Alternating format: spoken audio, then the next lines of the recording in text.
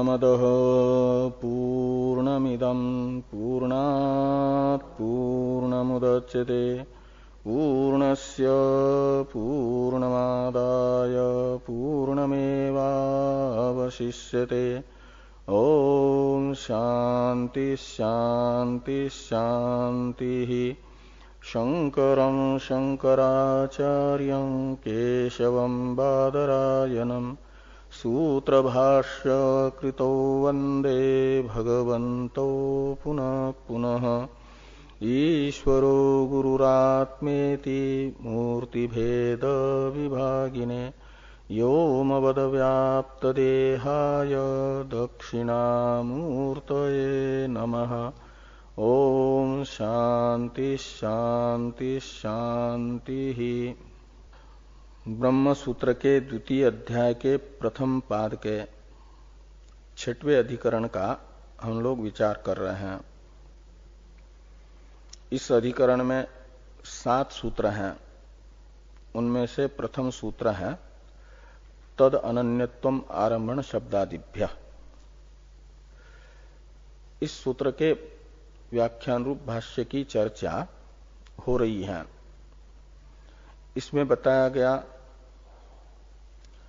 कि कार्य जो आकाशादि जगत है वह अपने कारण ब्रह्म से अनन्य है, अनतिरिक्त है।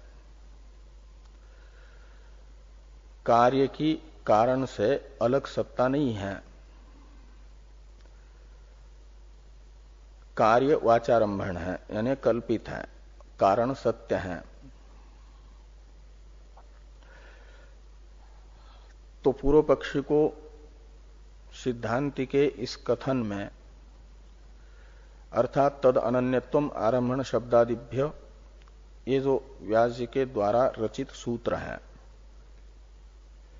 इस सूत्र का व्यास जी के द्वारा ही पूर्व में रचित जो सूत्र है उसके साथ विरोध प्रतीत हो रहा है। तद अनन्यत्वम आरंभण शब्दादिभ्य, ये सूत्र बता रहा है कि कार्य का अपने कारण ब्रह्म के साथ अत्यंत अभेद है। अद्वैत ही सत्य है, द्वैत मिथ्या है। तो जन्माद्यस्यतः, ये जो व्यास जी का ही सूत्र है, उसमें तो कहा गया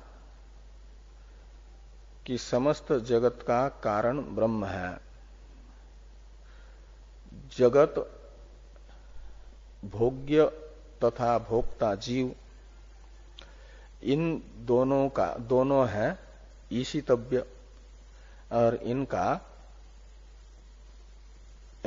ईशिता यानी नियामक है परमेश्वर। जगत जीव नियम्य है और नियामक परमेश्वर है। ये जो पहले बताया गया था,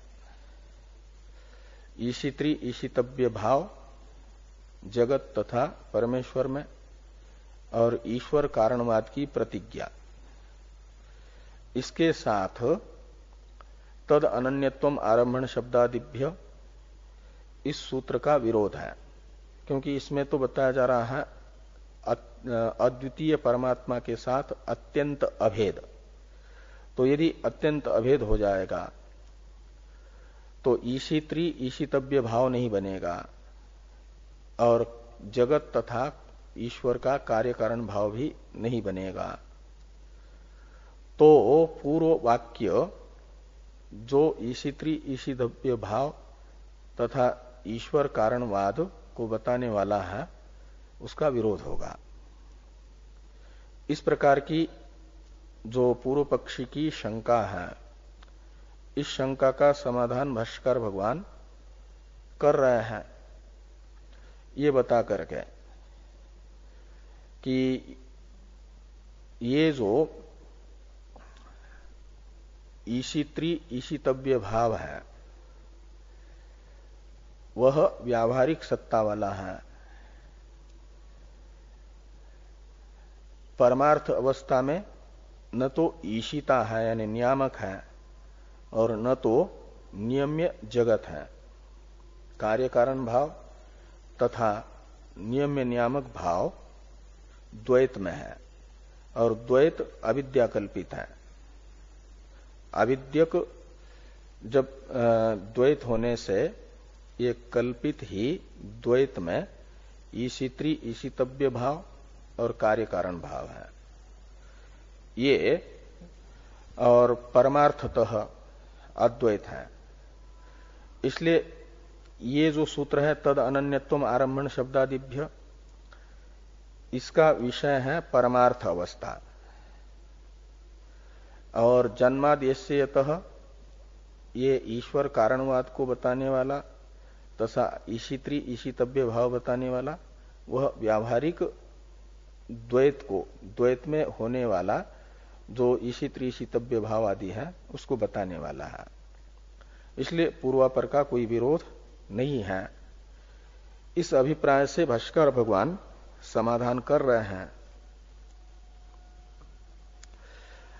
और इसलिए जन्मादेश्यतः इस सूत्र में जो प्रतिज्ञा है उसका अभिप्राय तो ये है कि एक जो नित्य मुक्त ईश्वर है वही अनादि अविद्यारूपी उपाधि को लेकर के जगत का कारण है।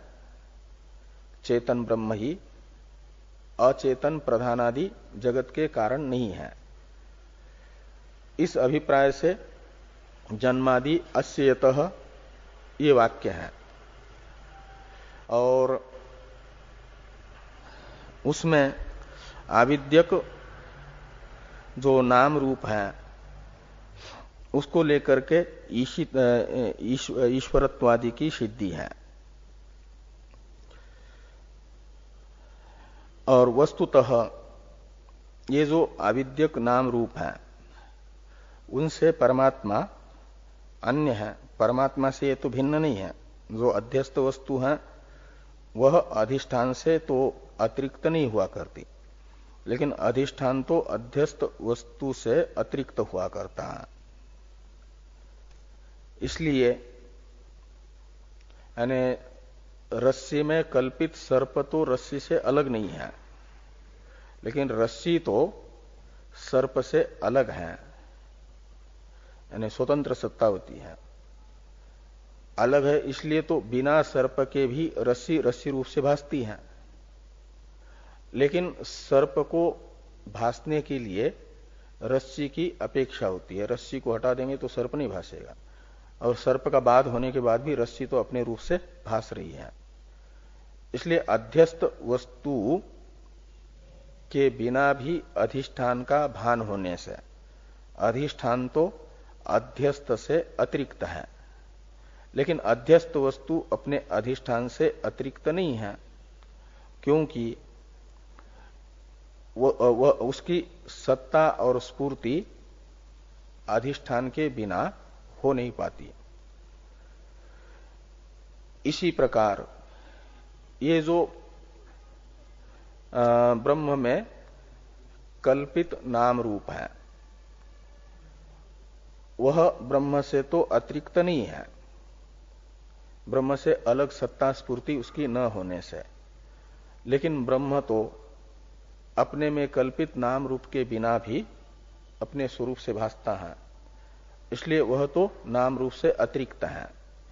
इसे भाष्कर भगवान ताभ्याम अन्य इत्यादि से बता रहे हैं। ताभ्याम अन्य सर्वज्ञ ईश्वर, ये जो ताभ्याम अन्य सर्वज्ञ ईश्वर इत्यादि वाक्य है भाष्य में, इसकी अवतरण टीका है, इसको देखिए। नाम रूपे चेद ईश्वरस्य आत्मभूते तर्हि ईश्वरो जड़ इत्यत आह ताभ्याम अन्येति। तो ये जो ईश्वर में कल्पित नाम रूप है, तदात्मक ही यदि ईश्वर होगा तब तो ईश्वर जड़ नाम रूप से अभिन्न होने के कारण जड़ ईश्वर को मानने की आपत्ति आएगी।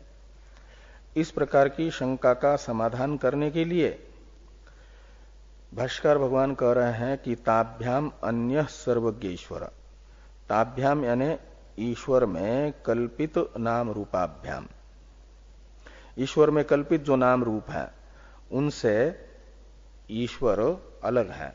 सर्वज्ञ ईश्वर अन्य, अलग है का मतलब उनके बिना भी भासता है। ईश्वर को स्फुरित होने के लिए, अपने को भाषित करने के लिए नाम रूप की आवश्यकता नहीं है, लेकिन नाम रूप को आत्मलाभ प्राप्त करने के लिए ईश्वर की अपेक्षा है। तो ताभ्याम अन्य सर्वज्ञ ईश्वर, सर्वज्ञ ईश्वर नाम रूप से अलग है, इस अर्थ का ज्ञापक प्रमाण, श्रुति प्रमाण बता रहे भाष्कर भगवान आकाशो व इत्यादि से। इसका अवतरण है टीका में, अन्यत्वे व्याकरणे च श्रुतिम आह आकाश इत्यादिना। अन्यत्वे व्याकरणे च श्रुतिम आह, अन्यत्वे यानी ईश्वर के नाम रूप से अन्य होने में और ईश्वर के द्वारा नाम रूप का व्याकरण अर्थात अभिव्यक्ति होती है, इस अर्थ का ज्ञापक प्रमाण भाष्कर भगवान बता रहे हैं छांदोग्य उपनिषद के ही 8वें अध्याय की श्रुति। आकाशो वै नाम रूपयोर निर्वहिता ते यद अंतरा तद ब्रह्म इति श्रुते। इस श्रुति में आकाश शब्द का अर्थ है परमेश्वर। आसमंतात कासते इति आकाश, इस उत्पत्ति के अनुसार आकाश शब्द का अर्थ होता है सर्वत्र भासमान परमात्मा। और ये कैसा है तो कहते नाम रूपयोर निर्वहिता, नाम रूप का निर्वाहक है। और ते यद अंतरा, और ये नाम रूप ब्रह्म में कल्पित है, ब्रह्म से अलग है। तो इस प्रकार ये आकाशोवे नाम रूपयोर निर्वहिता, यह श्रुति है कि आकाश शब्दित परमेश्वर से ही नाम रूप का व्याकरण यानी अभिव्यक्ति हुई है। ये बताने इस अर्थ की ज्ञापक ये श्रुति है। और दूसरा जो वाक्य शेष है ते यद अंतरा तद ब्रह्म, ये है कल्पित नाम रूप से ब्रह्म अतिरिक्त है, भिन्न है, अन्य है, इस अर्थ का ज्ञापक प्रमाण। और भी श्रुति है कि नाम रूपे व्याकरवाणी अनेन जीवेन आत्मना अनुप्रविश्य नाम रूपे व्याकरवाणी। ये जो श्रुति है ये नाम रूप के व्याकरण की ज्ञापक है। सर्वाणि रूपाणि विचित्य धीरो नामानि कृत्वा अभिवदन यदास्ते, यह श्रुति भी रूप तथा नाम की अभिव्यक्ति ईश्वर से हुई है, इस अर्थ की ज्ञापक प्रमाण है। ऐसे एकम बीजम बहुधा यह करोति, श्वेताश्वतर उपनिषद का वचन है। ये भी यही बता रहा है कि एक बीज है वो ईश्वर में संस्कार रूप से स्थित ये नाम रूप, अव्यक्त नाम रूप, वह उसको ईश्वर बहुधा करोति, अनेक प्रकार से निष्पन्न करता है फिर जगत की सृष्टि काल में। एवं अविद्याकृत नाम रूप उपाधि अनुरोधी ईश्वरो भवति, योम इव घट कर्कादि उपाधि अनुरोधी। तो ये कह रहे हैं इस प्रकार ये जो नियामक है ईश्वर, वह निरुपाधिक ब्रह्म नहीं है, अपितु अविद्याकृत जो नाम रूपात्मक उपाधि है, उस उपाधि का अनुसरण करने से ईश्वर है। और कैसे तो कहते जैसे योम इव घट कर्कादि उपाधि अनुरोधी, आकाश जैसे घट करक आदि उपाधियों का अपने उपाधि के रूप से ग्रहण कर लेता है, तो घटादि घट आकाश मटाकाश आदि नामों से कहा जाता है।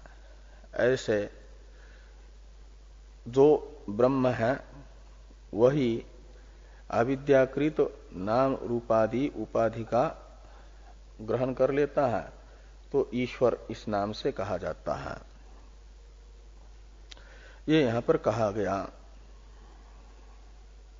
का मतलब ईशित्री ईशितव्य भाव आविद्यक है, और उस आविद्यक ईशित्री ईशितव्य भाव को लेकर के जन्मादेश्यतः इस सूत्र में वो ईश्वर कारणवाद की प्रतिज्ञा की गई थी।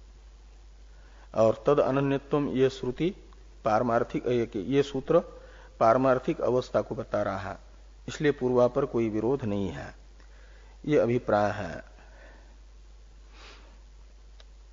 अब सच स्वात्मभूतान एव इत्यादि का अवतरण है टीका में।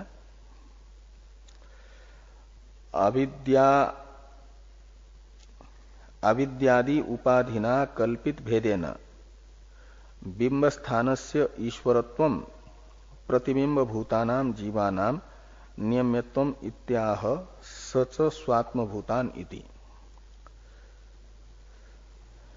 अविद्यादि से अविद्यादि रूप उपाधि से कल्पित जो भेद है, उस भेद को लेकर के जीव नियम्य है प्रतिबिंबात्मक होने से, और नियामक बिंब स्थानीय ईश्वर हैं, और एक ही चेतन में बिंब प्रतिबिंब रूप भेद करने वाली उपाधि है। अविद्यादि रूप उपाधि को लेकर के एक ही चेतन का बिंब प्रतिबिंब रूप भेद हुआ। बिंब रूप जो चेतन है ईश्वर कहलाता है, और प्रतिबिंब रूप जो चैतन्य है वो कहलाता है जीव। प्रतिबिंब है नियम्य, बिंब है नियामक। इस प्रकार का जो अर्थ है उसे सच इत्यादि से भाष्कर भगवान कह रहे हैं। ये लिखा टीका में कि अविद्यादि उपाधिना कल्पित भेदेन बिंब स्थानस्य ईश्वरत्वं प्रतिबिंब भूतानां जीवानां नियम्यत्वम इत्याह सच इति। तो भाष्य में देखिए, सच स्वात्मभूतान एव घटाकाश स्थानीयान अविद्या प्रत्युपस्थापित नाम रूप कृत कार्यकरण संघात अनुरोधिनो जीवाख्यान विज्ञानात्मन प्रति इष्टे व्यवहार विषये। तो ये कह रहे हैं कि जैसे बिंब का ही प्रतिरूप होता है प्रतिबिंब, इसलिए प्रतिबिंब को कहा जाता है स्वात्मभूत। ऐसे बिंब स्थानीय जो ईश्वर उसी के स्वात्मभूत हैं, यानी संबंधी है, प्रतिरूप है जीव। वे हैं घटाकाश स्थानीय। अविद्या से प्रत्युपस्थापित यानी अभिव्यक्त किए गए जो नाम रूपात्मक कार्य ये हैं, नाम रूपात्मक आकाशादि भूत, और उन आकाशादि भूतों का भी कार्य है आपका कार्यकरण संघात, स्थूल शरीर और सूक्ष्म शरीर, और उन संघात रूपी उपाधि का अनुरोध करने से, अर्थात इन कार्यकरण संघात रूपी उपाधि में पड़ा हुआ प्रतिबिंब रूप जो जीव, उन जीवों का जीवाख्यान विज्ञानात्मन प्रति इष्ट यानी उसका नियामक है।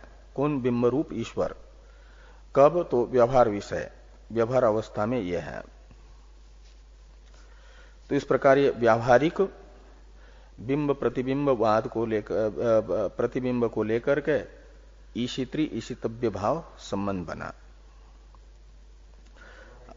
हाँ, आगे कहते हैं तद एवं अविद्यात्मक उपाधि परिच्छेद अपेक्षम एव ईश्वरस्य ईश्वरत्वं सर्वज्ञत्वं सर्वशक्तित्वं च न परमार्थतो विद्यया अपास्त स्वरूपाधि स्वरूपे आत्मनि ईशित्री ईशितव्य सर्वज्ञत्वादि व्यवहार उपपद्यते।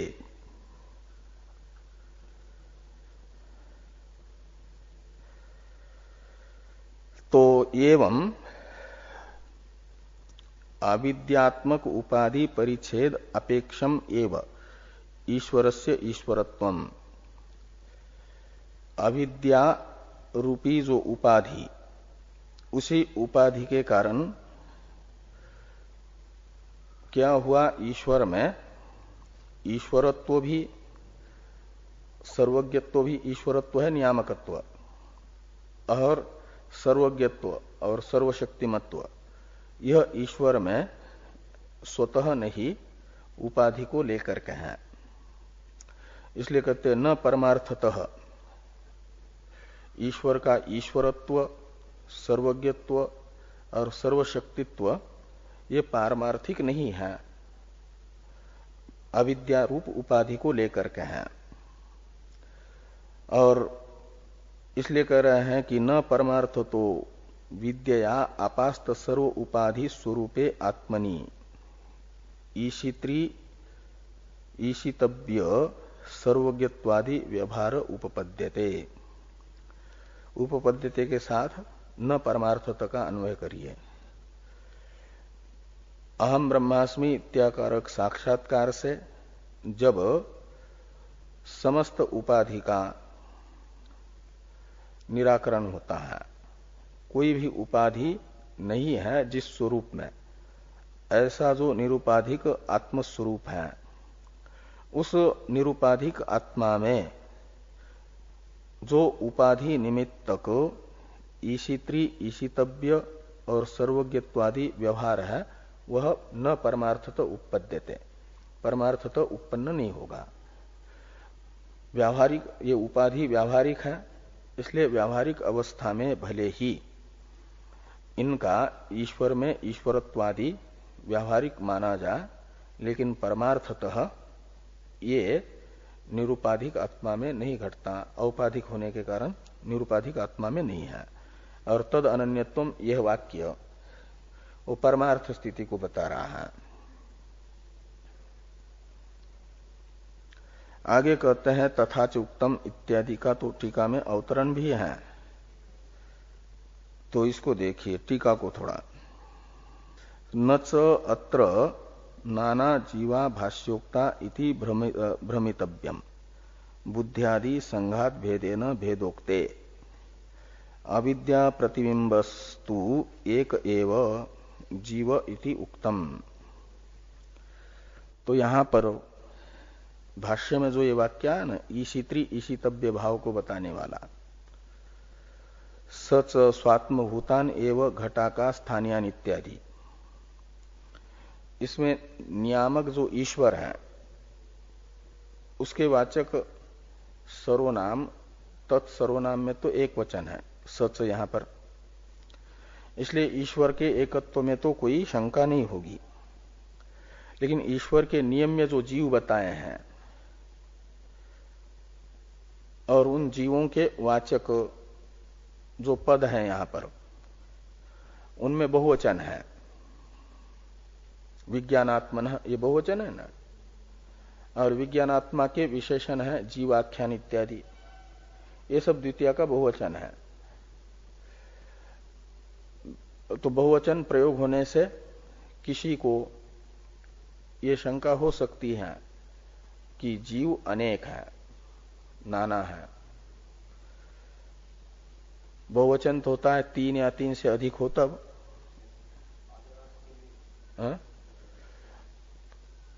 तो ईश्वर की अपेक्षा आदरणीय जीव थोड़ा ही है। तो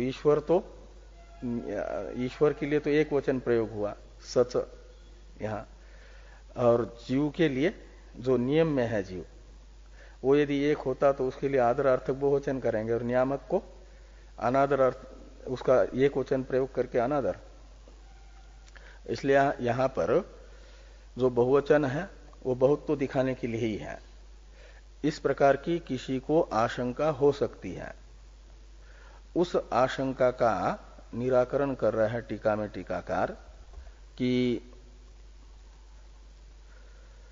नच अत्र नाना जीवा भाष्योक्ता इति भ्रमितव्यम।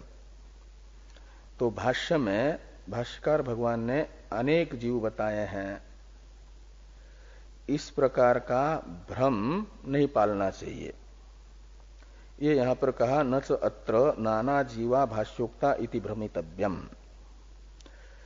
क्यों कहते? इसलिए कि बुद्ध्यादि संघात भेदेन भेदोक्ते।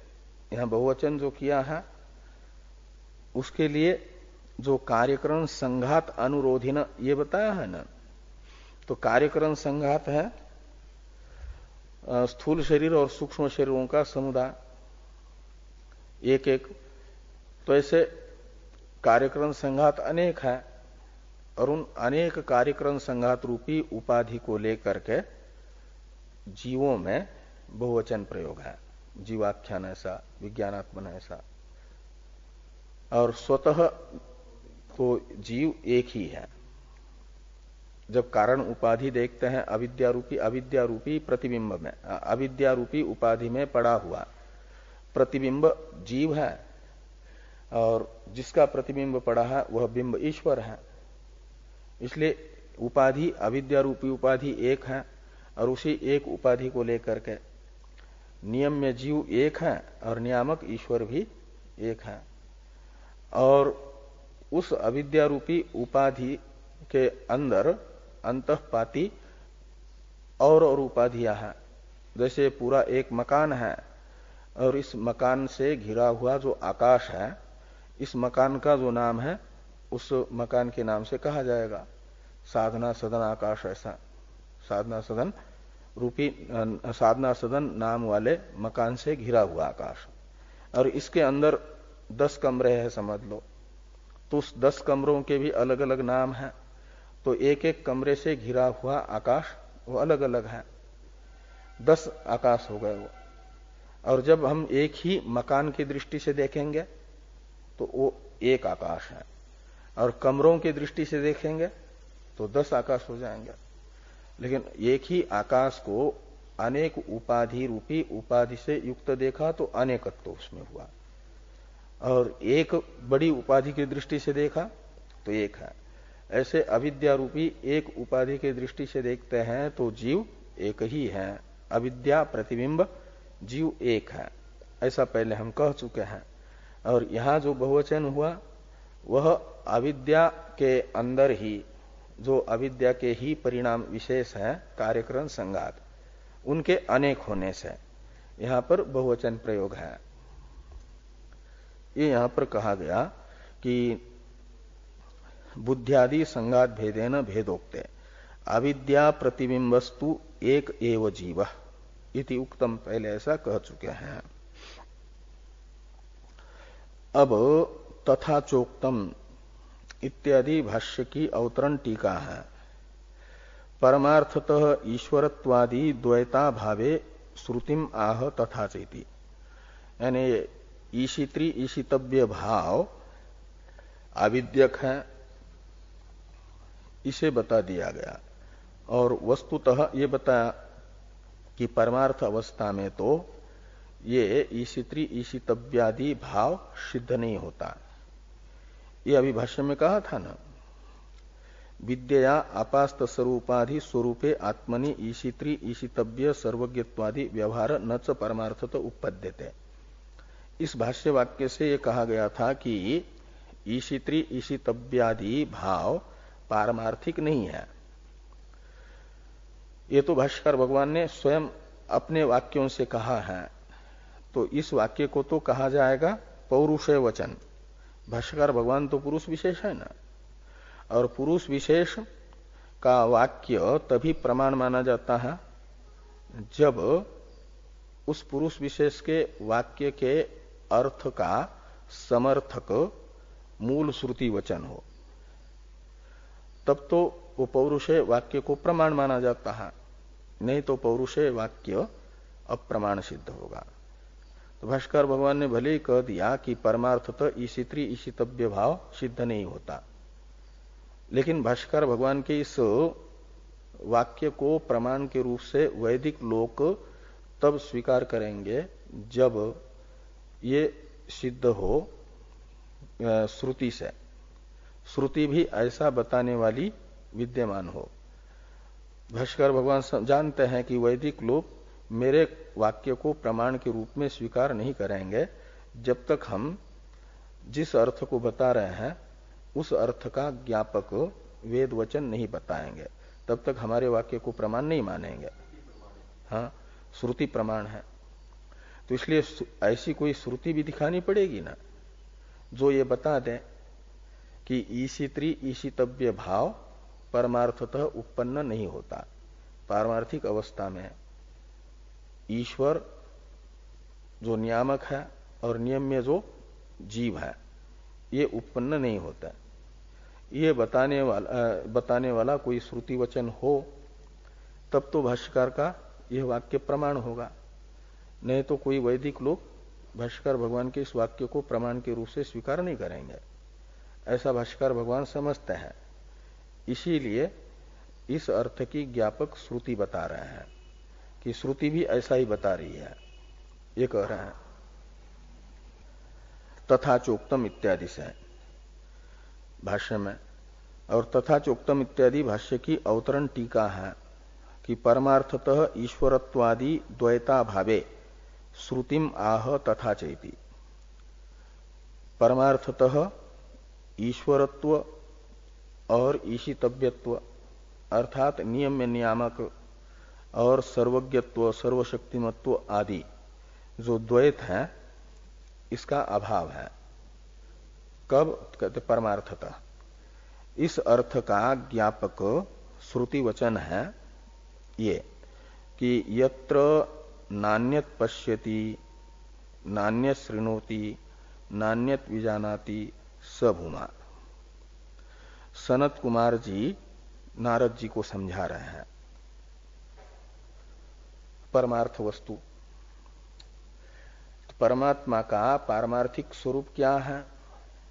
तो कहते हैं यत्र नान्यत पश्यति, तो जहां पर अन्य दर्शन नहीं है, यानी भेद दर्शन नहीं है, तो भेद का निषेध है ना, यत्र नान्यत पश्यति। और नान्य शृणोति नान्यत विजानाति स भूमा, वह भूमा है यानी अपरिच्छिन्न वस्तु है, परमार्थ वस्तु है। तो इस श्रुति वचन से परमार्थतः जब द्वैत ही सिद्ध नहीं हो रहा है तो नियामक किसका नियमन करेगा?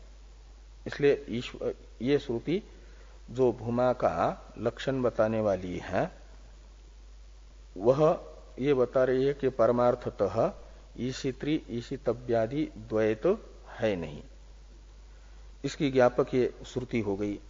और भी बृहदारण्यक श्रुति बताई जा रही, ये हुई छांदोग्य श्रुति यत्र नान्यत पश्यति इत्यादि।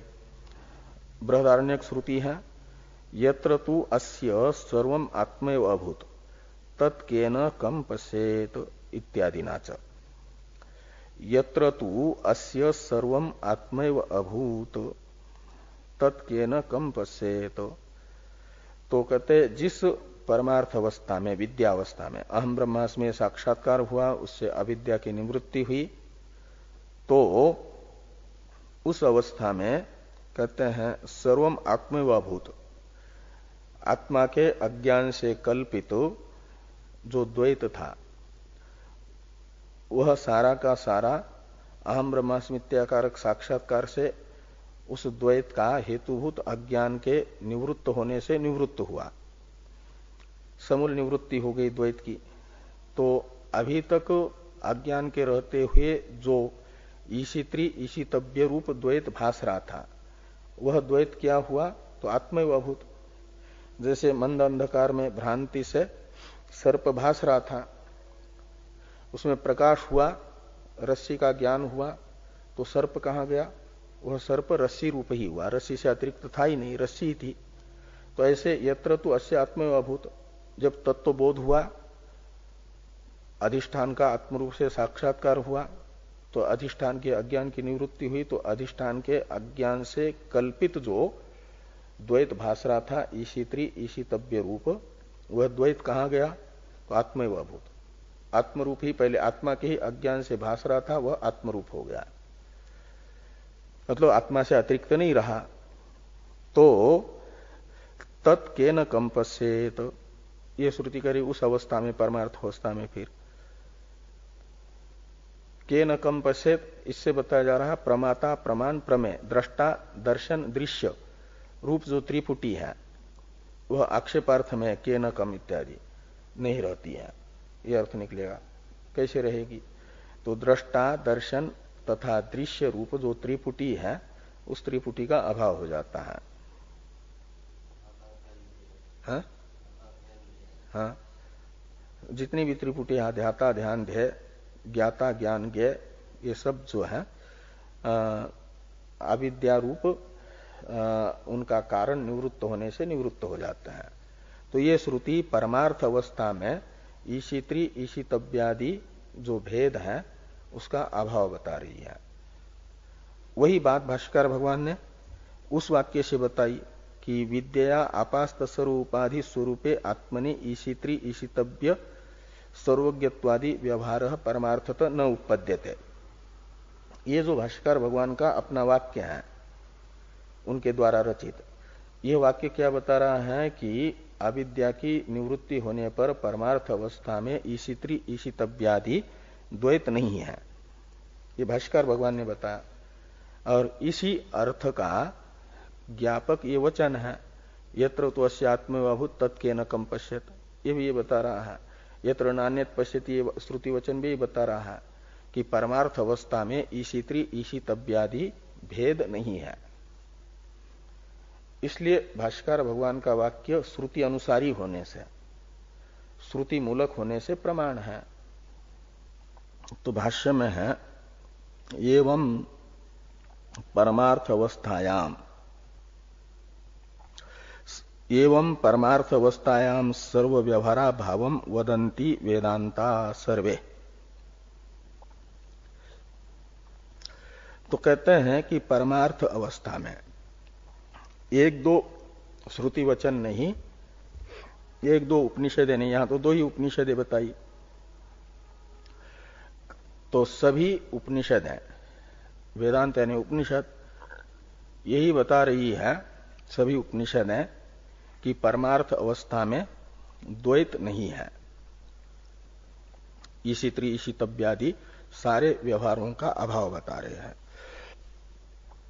तथा इत्यादि भाष्यवाक्य से भाष्यकार भगवान श्रुति के तरह स्मृति भी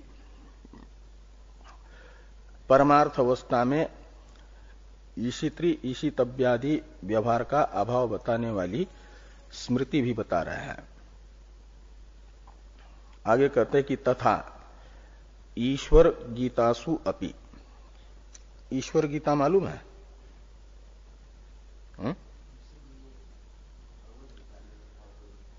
हाँ, भगवत गीता को ही ईश्वर गीता कह रहे हैं। भगवत गीता ने भगवान के द्वारा गाई गई भगवत गीता, ऐसे भगवान को ईश्वर भी कहते हैं। तो ईश्वर गीता दूसरी नहीं है, भगवत गीता ही ईश्वर गीता है। तथा ईश्वर गीतासु, भगवत गीता के लिए ही ईश्वर गीता नाम का प्रयोग किया है।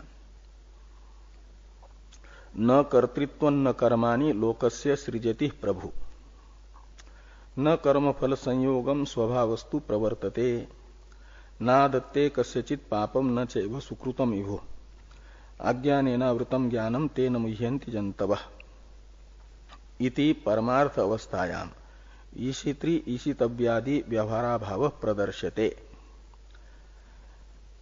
यानी भगवत गीता में भी परमार्थ अवस्था में ईशित्री ईशितव्यादि व्यवहार का अभाव ही बताया जाता है।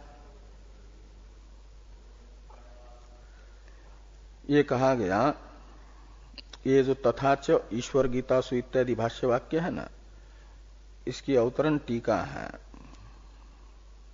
अच्छा, ये अवतरण उसका था आगे, ठीक है, उसका नहीं। ये देखिए भाष्य में देखिए कि न कर्तृत्व न कर्माणि लोकस्य सृजति प्रभु। प्रभु यानी ब्रह्म, ब्रह्म क्या है तो कहते हैं लोकस्य कर्तृत्वम कर्माणि च न सृजति, यानी ब्रह्म में कारणत्व नहीं है। जो लोक है ये कार्यक्रम संघात, इसमें कर्तृत्व और इसके द्वारा होने वाली जो क्रिया है, इनका कर्ता वस्तुतः सृष्टा कौन? परमेश्वर नहीं है, प्रभु शब्दित परमात्मा। और न कर्मफल संयोगम, और किए गए कर्मों का फल भी कर्ता को वस्तुतः ईश्वर नहीं भुगवाते हैं। का अर्थ है कि वह न तो कारयिता है न तो कर्मफल भोजयिता है। ये कहता है ना कि कर्मफल विधाता है परमेश्वर, तो कर्मफल विधातृत्व परमेश्वर में परमार्थ तो नहीं है। परमार्थतः ईश्वर न तो कर्मफल विधाता है और न तो कारयिता है। कारयित्व और कर्मफल भोजयित्व ईश्वर में व्यावहारिक है,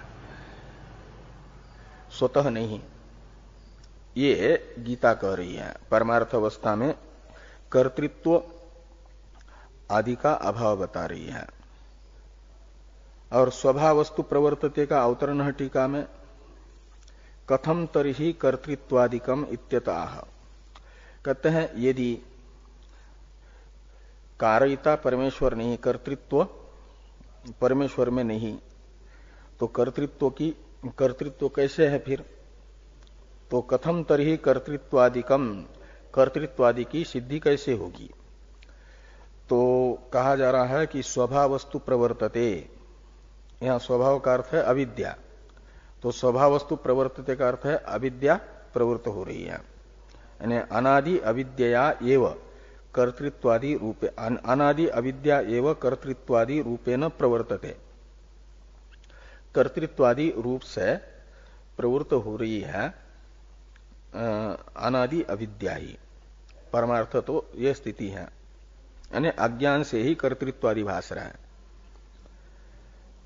और नादत्ते इत्यादि का अवतरण है टीका में, भक्ता भक्तयोः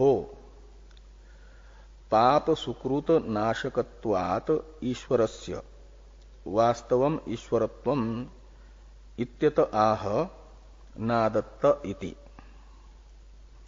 तो ये कह रहे हैं कि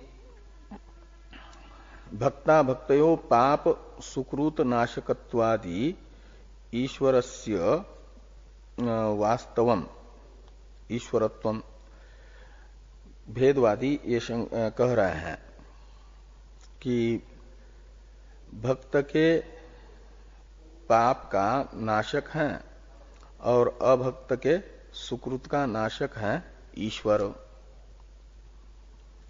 और ये ईश्वर में इस प्रकार का ईश्वर का ईश्वरत्व वास्तविक है। इस शंका का समाधान करने के लिए गीता में ये श्लोक है, नादत्ते कस्यचित पापम न चैव सुकृतम विभु। और आदत्ते का अर्थ है उपसंहार करना, संहार कर देना, और उसके साथ न जोड़ेंगे तो न संहरति। नादत्ते का अर्थ है, टीका में टीकाकार कर रहा है कि न संहरति इत्यर्थ। नादत्ते का अर्थ किसी के पाप का भी संहार नहीं करते, यानी नाश नहीं करते, और किसी के सुकृत यानी पुण्य का भी नाश परमेश्वर नहीं करते हैं परमार्थ अवस्था में। अज्ञानेनावृतम ज्ञानम तेन मुह्यन्ति जंतव से ये बताया जा रहा है कि अज्ञानेन तो ये लोक में जो व्यवहार होता है कि परमेश्वर कर्मफल विधाता है, भक्तों के पाप को नष्ट करता है, ये सारा जो व्यवहार है वह व्यवहार पारमार्थिक स्थिति का बोध न होने के कारण है। ये कह रहे हैं कि अज्ञानेन आवृतम ज्ञानम तेन मुह्यन्ति जंतवः, जो अनादि अज्ञान है उससे ये जो परमार्थ स्थिति है, सत्यम ज्ञानम अनंतम ब्रह्म से बताया गया जो ब्रह्म का वास्तविक स्वरूप है, ज्ञान स्वरूप, निर्विशेष ज्ञान स्वरूप, वह आवृत्त है, आच्छादित है, ढका हुआ है, यानी अज्ञात है, पारमार्थिक स्थिति का अज्ञान होने से। तेन मुह्यन्ति जंतव, और इसी अज्ञान के कारण जीव मोहित होकर के मान लेते हैं कि ईश्वर हमसे अच्छे कर्म करा रहे हैं, बुरे कर्म करा रहे हैं, अच्छे कर्म करा करके हमें सुख का अनुभव करा रहे हैं, बुरे कर्म करा करके दुख दे रहे हैं। ये सारा जो व्यवहार हो रहा है वो पारमार्थिक स्थिति का अज्ञान होने के कारण मोहित होकर के मूढ़ अवस्था में हो रहा है। ये अज्ञानेनावृतम ज्ञानम तेन मुह्यन्ति जंतव, इससे कह रहे कि इति परमार्थ अवस्थायाम ईशित्री ईशितव्यादि व्यवहारा भाव प्रदर्शते।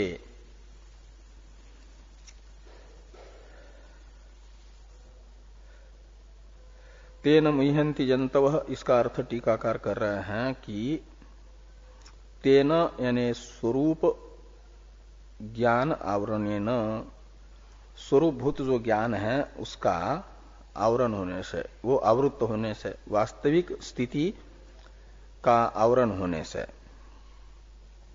कर्ता अहम ईश्वरों में नियंता, ऐसा जीव, अज्ञानी जीव मान लेते हैं। तो अहम कर्ता ईश्वरों में नियंता इत्येवं भ्रमंती, तेन मुह्यन्ति जंतव का अर्थ कर दिया।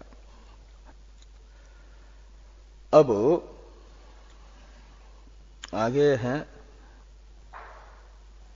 भाष्य में ही, व्यवहार अवस्थायाम तु उक्त श्रुतौ अपि ईश्वरादि व्यवहार, यानी पारमार्थिक अवस्था में तो ये भेद नहीं है, और ईशित्री ईशितव्यादि व्यवहार, व्यवहार अवस्था में तो श्रुति भी बता रही है। ये आगे कह रहे हैं कि व्यवहार अवस्थायान्तु उक्त श्रुतौ अपि ईश्वरादि व्यवहार, एष सर्वेश्वर एष भूताधिपति एष भूतपालः एष सेतुर्विधरण एषाम लोकानाम असंभेदाय। यह जो बृहदारण्यक श्रुति है, व्यवहार अवस्था में ईशित्री ईशितव्यादि भेद का, व्यावहारिक सत्ता वाले भेद का निरूपण कर रही है। इसलिए व्यावहारिक भेद का पारमार्थिक अभेद के साथ कोई विरोध नहीं है, और इस प्रकार का व्यावहारिक भेद तो जो श्रुति ने बताया वह गीता में भी बताया गया है। ये कहते हैं तथा च ईश्वर गीतासु अपि ईश्वर सर्वभूतानां हृद्देश अर्जुन तिष्ठति भ्रामयन् सर्वभूतानि यंत्रारूढ़ानि मायया। ये जो गीता का श्लोक है, यह व्यावहारिक जो भेद है जीव ईश्वर का, उसे लेकर के ये बता रहा है कि जीव प्रवर्त्य है और ईश्वर प्रवर्तक है। जीव ईश्वर में नियम में नियामक भाव है, ये व्यवहार अवस्था में है। इसे ये गीता के इस वाक्य ने भी बताया, सभी प्राणियों के हृदय में विद्यमान जो ईश्वर है वह सर्वभूत शब्दित जीवों को उनके संस्कारों के अनुसार अपने अपने कार्यों में प्रवृत्त कराते हैं। इस प्रकार का जो ये वाक्य है गीता वाक्य व्यावहारिक भेद को बता रहा है, और वो जो वाक्य है न कर्तृत्व न कर्माणि लोकस्य सृजति प्रभु, ये परमार्थ अवस्था में द्वैत का निषेध करने वाला वाक्य है। सूत्रकारोपि परमार्थाभिप्रायण इत्यादि का टीका में अवतरण है। ये 2-3 वाक्य हैं, इस पर चर्चा हम लोग कल करते हैं।